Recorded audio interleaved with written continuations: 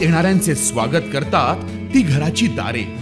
आपले घर, बंगला, ऑफिस, फार्म हाऊस यासाठी सुंदर डिझाईन केलेली jumbo French door, safety door आणि तीही 18 गेज GI सेक्शन मटेरियल वापरून आणि 80 मायक्रॉन पावडर कोटिंग केलेली, संपूर्णपणे मेंटेनन्स फ्री, नजर खिळून राहील असे आकर्षक सर्व प्रकारचे डोर्स मिळण्याचे नाशिक मधील एकमेव नाव शिवाय एंटरप्राइजेस।